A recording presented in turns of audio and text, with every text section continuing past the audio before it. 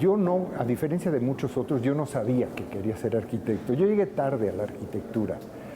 Yo no tenía las referencias suficientes, no tenía los parámetros para poder tomar una decisión así, cuando yo crecí. Yo no crecí en una familia, digamos, de creativos. Entonces me costó un poco de trabajo encontrar por mí mismo esta posibilidad y esta gran oportunidad que me dio la vida.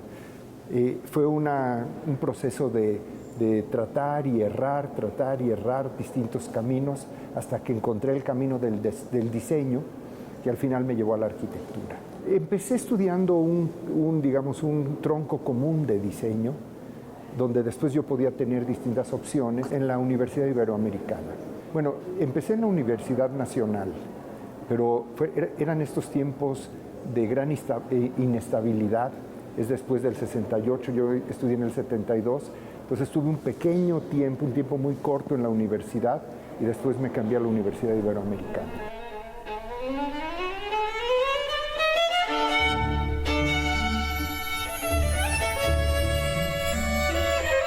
Después de titularse como arquitecto en la Universidad Iberoamericana, Enrique Norton obtuvo un máster en arquitectura por la Universidad de Cornell.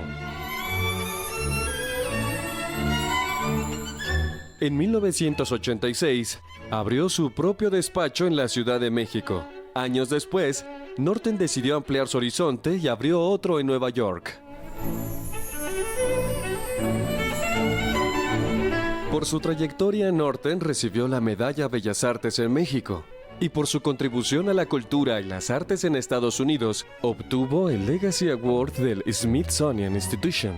También recibió del Consejo Cultural Mundial el Premio Mundial de Artes Leonardo da Vinci. La actividad docente de Norton lo ha llevado a universidades como la de Texas, Harvard o Michigan. Es además un conferencista infatigable y ha participado en numerosos jurados y comités internacionales. El desarrollo de BAM, la Academia de Música de Brooklyn, el Plan Maestro de la Universidad Rogers en Nueva Jersey y el Museo Amparo en Puebla son algunos de los trabajos más destacados de Norton. De los despachos de Norton en México y en Nueva York, se desarrollan proyectos en ambos países, así como también en Canadá y Centroamérica. Norton creció en la Colonia Condesa en la capital de México, donde abundan los edificios Art Deco y la vida social en sus calles. Después de graduarme y recibir el título de arquitecto aquí en México, salí a estudiar al extranjero, que en esas épocas no era algo muy común, ¿no? Pero tuve la suerte de poder hacerlo. Estuve 2 años en el extranjero, tuve una maestría, me quedé 1 año trabajando fuera y después decidí volver a la ciudad. Cuando volví a México, también estuve trabajando en otros despachos y poco a poco empecé a tener pequeñísimas oportunidades y empecé como empiezan todos, ¿no? Lo primero era una pequeñísima ampliación de alguna casa de un amigo que pasaba a hacer una cocina nueva o agregar un baño, y poco a poco los encargos fueron creciendo. Lo que yo siempre digo, tú en la arquitectura siempre tienes que poder demostrar, para hacer una obra de 100 metros, que ya pudiste hacer una de 50. Y cuando hiciste una de 100, probablemente te darán una de 200. Y así poco a poco han ido creciendo. Siempre fue inquisitivo, siempre quería saber por qué. Y de alguna manera, pues era de los chicos que se distinguían en la carrera, ¿no?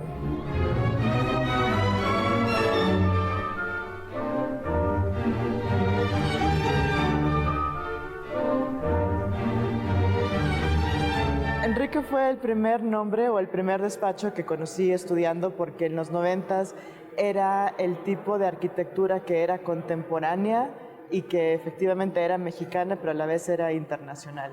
Creo que a lo largo de los años eso ha continuado, y creo que no solo ha continuado, sino que ha mejorado y que ha sido agregado. Entonces, trabajar en este despacho es pertenecer a 30 años de experiencia y a la vez estar en el mundo contemporáneo de arquitectura.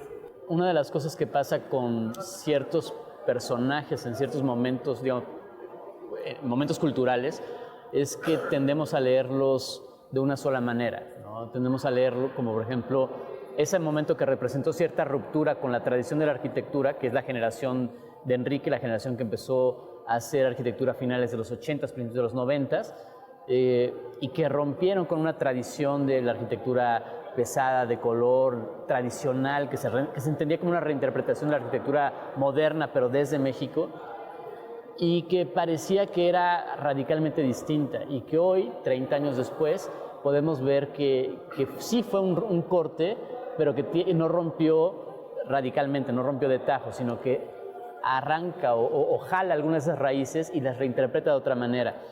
Yo creo que es algo que se da en muchos momentos cuando pasa esto, cuando llega una nueva generación que quiere poner en crisis lo que se hizo en algún otro momento, pero al mismo tiempo ese ponerlo en crisis es pensarlo de otra manera, ¿no? No es Enrique para mí pertenece a una generación que ni se somete, digamos, al dictado de lo que la arquitectura mexicana debía de ser en el momento en que ellos, como jóvenes arquitectos, empiezan a producir obra, pero tampoco abraza acríticamente lo que la arquitectura internacional debía de ser, ¿no? A Enrique lo conocí llegando a México en el año 94 y 95. A mí me interesaba encontrar a alguien que realmente le interesara la cultura arquitectónica. Sentí un vacío tremendo en general en el medio, hasta que conocí un pequeño grupo que era Enrique Norten, Alberto Kalach, Isaac Broid, que editaban una revista y les interesaba lo mismo que a mí, el tema de la cultura arquitectónica, lo que hay más allá de construir paredes.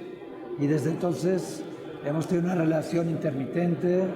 Él me propuso para que dirigiera esa revista que hacían en ese tiempo, la revista A de arquitectura, también con Humberto Ricalde. Después esa revista se perdió. Trabajé un tiempo con él, llevando los proyectos, sobre todo concursos internacionales en los Estados Unidos sobre todo, y empecé a gestar la revista Arquine originalmente, y en el que Enrique fue también uno de los socios fundadores.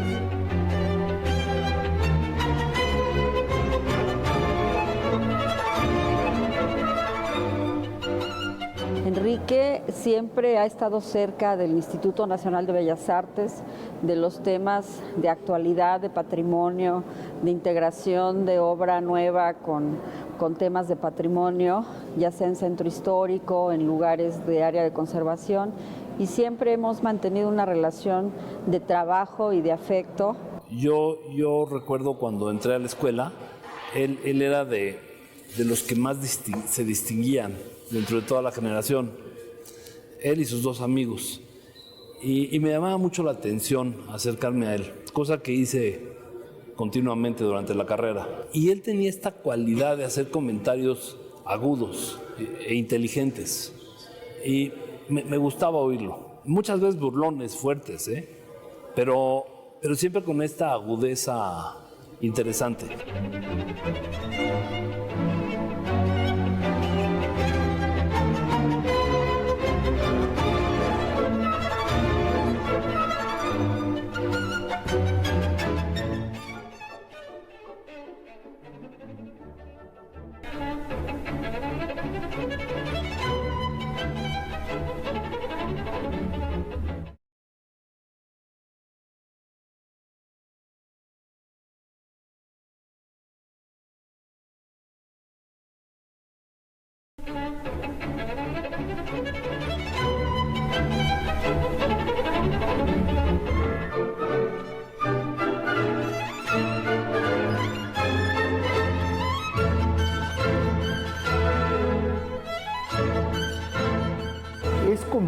internacionalmente.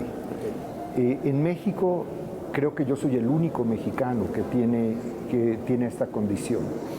Y lo que pasó es que fueron momentos un poco difíciles en el país. O sea, ¿te acuerdas tú? Finales de los años 90, fueron momentos muy difíciles y donde yo no estaba teniendo las oportunidades que yo creía que podía estar teniendo, y empezaron a darse ciertas situaciones en el extranjero que me permitía ver que yo podía tener una práctica global, lo cual no podía hacer desde México. Independientemente, yo cuando terminé de estudiar en los Estados Unidos, yo siempre me mantuve dentro de la academia. La academia nunca la dejé y mi trabajo en la academia siempre fue en el extranjero. Eso me ayudó a ir viendo ciertas oportunidades que se daban, y poco a poco fueron las mismas oportunidades que se fueron consolidando hasta que me di cuenta que para poder dar ese paso tenía que hacerlo desde otro lugar. Yo creo que Enrique ha sabido encontrar un modo de expresarse con la arquitectura desde una definición, digamos, todavía moderna, una arquitectura que se basa en los elementos clásicos, digamos, en la estructura, en la transparencia, en la belleza, en el contexto, y en una manera de incorporar la arquitectura para hacer ciudad y para ser una ciudad contemporánea. Creo que es una arquitectura que busca ser absolutamente contemporánea, sin ninguna concesión a simular ser otra cosa que lo que es de su momento, pero también que busca no agotarse en ese momento, ¿no? Busca ir más allá de la moda. Hay proyectos como, por ejemplo, diría Mercedes House, que mencionó Pancho Serrano en Nueva York, que es un proyecto que replantea lo que se hace habitualmente en un lote de ese tamaño en Estados Unidos o en Nueva York, en una ciudad como Manhattan. Plantea una respuesta radicalmente distinta a lo que hemos visto, pero que al mismo tiempo le puedes encontrar sus raíces en la tradición constructiva de los rascacielos neoyorquinos, pero también le puedes encontrar una conexión, digamos, con el Cupa de Mario Pani, hecho en 1948 en México, que tiene su conexión con Le Corbusier. Entonces, creo que es una arquitectura que sí es contemporánea desde su momento, pero no se agota en ese momento. Y eso se lo debe en buena parte al interés por la ciudad, por leer la ciudad y entender la ciudad. Yo digo que es una gente que siempre ha sido, como dije al principio, inquieto, gente que quiere proponer, gente que quiere avanzar, gente que quiere de alguna manera señalar su participación en determinadas actividades, y que ha ayudado a que la arquitectura de México se conozca en el extranjero. El hecho de que haya montado su oficina en Nueva York, pues es un paso muy, muy importante en muchos sentidos, ¿no?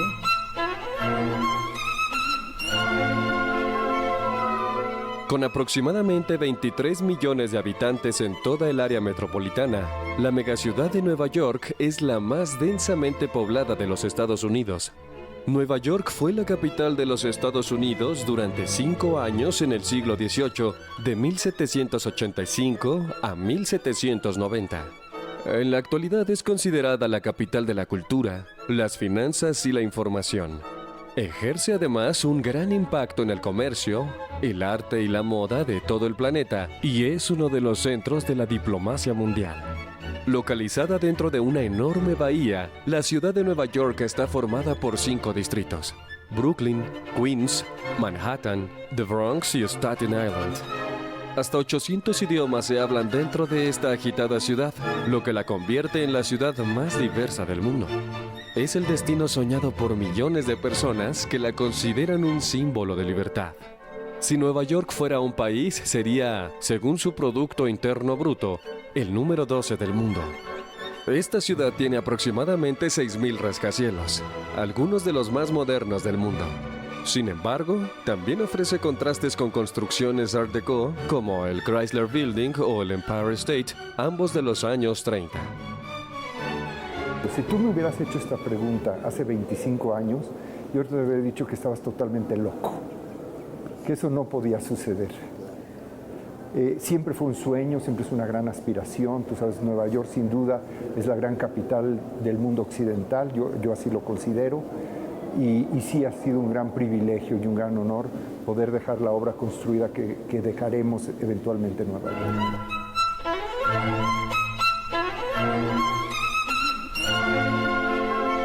La arquitectura es muy amplia, todo lo que hacemos lo hacemos por una elección propia, o sea, tenemos afortunadamente la posibilidad de tomar decisiones de los proyectos en los cuales nos involucramos, y de la misma manera como estoy trabajando en hacer una casa unifamiliar, estamos trabajando en proyectos de cientos de miles de metros cuadrados con una diversidad de usos, ¿no? Enrique, como aborda los proyectos, y creo que es algo que hemos aprendido todos en el despacho, es que no es una decisión única, que no es una respuesta mágica, sino que es parte de un proceso, es parte de una serie de iteraciones y es parte de una conversación constante del proyecto, del cliente, del sitio y del lugar. Pues yo creo que para Enrique todas las intervenciones que ha tenido, siempre les veo que tiene y mantiene una relación de afecto y de aprecio por cada una. Pero si yo tuviera que nombrar alguna de las obras que lo reflejen, no es fácil, pero sin embargo es muy interesante ver que ha hecho obra para espacio público, desde luego para la cuestión hotelera o de oficinas, ha manejado cualquier cantidad de géneros, pero su intervención en el Museo Amparo creo que es de las mejores que yo le he visto, porque justamente se vincula con patrimonio, ¿no? Hay una intervención respetuosa, hay una intervención que se integra y dialoga con el monumento y tiene además un sello de modernidad que él siempre toma ese acento en cada uno de sus proyectos. Cuando él y yo estudiamos a un arquitecto, Hassan Fati, que hablaba de la arquitectura sin arquitectos. Y es verdad, o sea, si tú analizas, la arquitectura la hace la sociedad. Porque si bien nosotros podemos ser elegidos o no por algún amigo o cliente para que desarrollemos un edificio, la influencia que ejercen esos propietarios de los inmuebles es muy grande. Y la habilidad de Enrique es esa. Enrique le da al cliente o amigo, como le quieras tú llamar, lo que necesita, pero con una calidad espacial muy interesante. Eso es lo que diferencia a Enrique. Lo ha dicho también Rafael Moneo, este arquitecto conocido, reconocido arquitecto español. La arquitectura es una profesión o un quehacer que requiere mucha madurez para empezar a hacer las cosas que uno realmente quiere hacer, para entender cómo hacer las cosas, ¿no? Por muchas razones, desde tener la confianza de la gente que te encargue grandes proyectos, hasta saber cómo lograr que se hagan las cosas como tú las estás pensando. Y uno se da cuenta, viendo la historia de arquitectos reconocidos y famosos y demás, que cuando uno considera que a lo mejor en otras profesiones ya están en una etapa madura, digamos 40 y 50 años, en arquitectura es el momento en que te das cuenta que ya entendieron qué es lo que quieren y cómo lo pueden hacer, ¿no?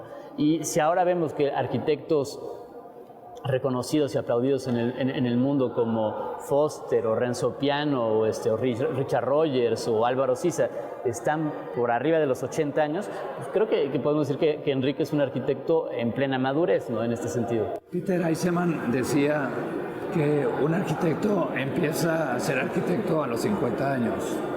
Y eso, si bien no es exacto, es un modo de expresar que la arquitectura es una carrera de fondo, de corredor de fondo, en el que intervienen tantos aspectos que tiene que ser generalista, pero generalista a fondo, y eso requiere de tiempo. Por eso, cuando Enrique dice que es a media carrera, es que si la salud lo permite, como decía otro arquitecto, Oscar Tusquets, que la gran virtud de los mejores arquitectos es llegar a viejos, porque hace falta muchos años para poder llevar a cabo el proyecto personal de la arquitectura.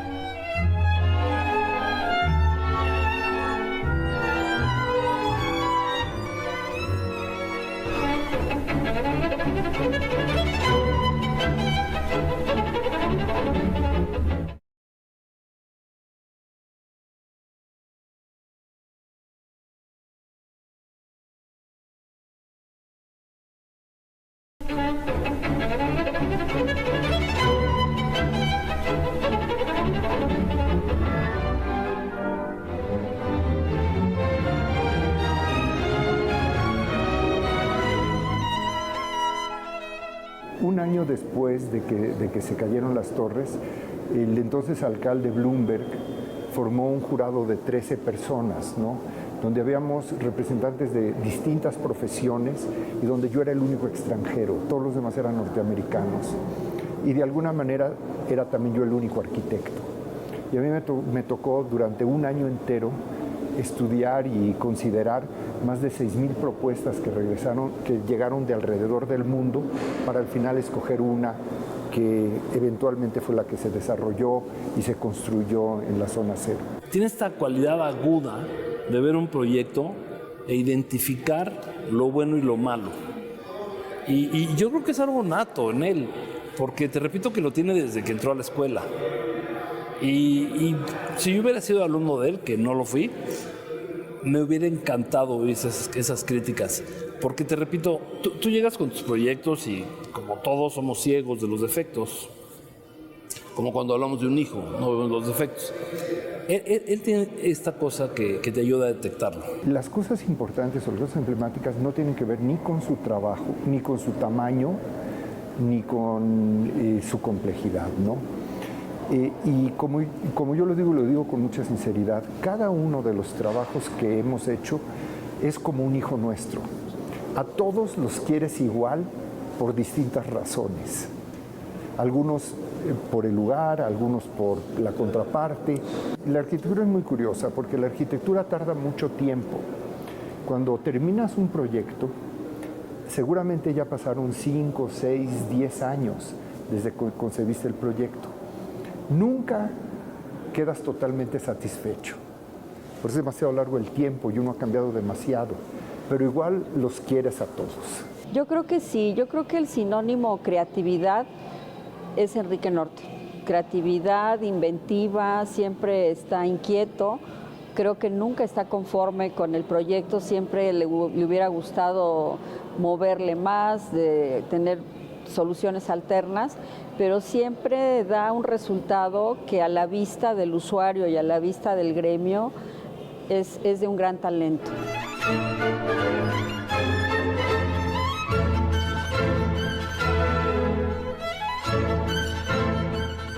Yo, como le digo siempre a mis estudiantes, yo me gusta ser parte de la academia, me gusta ser profesor, no por una situación altruista. O sea, yo soy profesor porque voy a la universidad a aprender, sigo aprendiendo. Y como yo les digo, el día que yo deje de aprender, ese día voy a dejar de ir a la universidad. Siempre el confrontar tus ideas o tus ocurrencias, ¿no?, con gente joven, con gente fresca, con gente bien informada, siempre es estimulante. Y eso es lo que me ha mantenido siempre dentro de la academia en general. Y entender también la pedagogía como un gran laboratorio que muchas veces desde la cancha profesional no se puede arriesgar tanto y la docencia le permite llevar a experimentar, a poner a prueba algunas ideas. Que siempre mantiene un diálogo con el gremio, con los jóvenes estudiantes de arquitectura, siempre está activo dando charlas en todo el mundo y yo creo que esa es una manera de divulgar lo que él hace en su experiencia de arquitecto y que lo comparte con los jóvenes. Y además, sin duda, el equipo que tiene de arquitectos y de diseñadores y un equipo de talentos también de jóvenes y de otros no tan jóvenes, pero con una experiencia que aportan en distintas disciplinas, yo creo que eso es lo que lo ha llevado al lugar en el que estamos. A lo largo del siglo XX y lo que va del XXI, la arquitectura mexicana ha sido reconocida internacionalmente no solo por la calidad y belleza de sus propuestas, sino por la inteligencia en la resolución de los problemas a los que en mayor o menor medida se enfrenta cada proyecto. Actualmente, México cuenta con grandes arquitectos que en la práctica y en la teoría, en el despacho y en el aula, han sabido conformar un conjunto de estilos y maneras de crear espacios, no solo funcionales, sino inéditos y en muchas ocasiones deslumbrantes. Hoy la Medalla Bellas Artes, la máxima presea que otorga el Instituto Nacional de Bellas Artes, se le confiere al arquitecto Enrique Norten, cuyo talento, rigor, creatividad, pasión y responsabilidad en cada uno de sus proyectos lo han convertido en uno de los arquitectos mexicanos con mayor proyección internacional. Su obra es sólida, diversa, original e imaginativa y está conformada, como aquí ya se mencionó, por edificios residenciales, museos, escuelas, librerías, así como proyectos de paisajismo y planes de desarrollo urbano. Por ello, la Secretaría de Cultura y el Instituto Nacional de Bellas Artes te otorgan la Medalla Bellas Artes de Arquitectura, un reconocimiento que se suma a los muchos que has recibido, pero al que se agrega el del cariño de todos los que te admiramos y que sabemos que has creado una obra perdurable que trascenderá en el tiempo venidero. Enhorabuena y muchas felicidades. Para mí, ser arquitecto ha sido un enorme privilegio y ha sido el privilegio de poder servir a la sociedad a la cual yo pertenezco, servir a mi ciudad y servir a mi país que tanto quiero. Y lo que yo aspiro es poder seguir creciendo y poder seguir teniendo las oportunidades para crear mejores lugares y una mejor calidad de vida para los miembros de mi comunidad. Con este premio, mi compromiso crece y mi compromiso seguirá enfocado a esa inalcanzable búsqueda de la verdad, de la libertad y de la belleza. La arquitectura es colaboración. Yo no hago la arquitectura solo. Y quiero dedicar y agradecer en esta ocasión a todos aquellos que me acompañan y que me han apoyado para poder llegar al momento que estoy llegando y que espero sigan conmigo de aquí en adelante. Como lo decía alguien antes, yo veo esto como un premio de media carrera. Muchas gracias sobre todo a México por este enorme privilegio. Me da mucho gusto que haya este tipo de premios para los arquitectos mexicanos que están en pleno ejercicio y que no simplemente de repente tengamos premios casi a final de carrera o póstumos arquitectos, ¿no? Sino justo premiación a arquitectos que todavía tienen mucho que ofrecer. Y es parte de este grupo de arquitectos que comparten su trabajo, comparten sus sueños, sus frustraciones, porque también el trabajo de la arquitectura tiene sus bemoles, y yo creo que esa experiencia de Enrique de compartir con la juventud, ya sea en las conferencias o en las charlas de café o en la gente que lo busca en su despacho, creo que eso lo hace también una gente generosa en la disciplina a la que se dedica, ¿no? Enrique disfruta trabajar, realmente disfruta trabajar.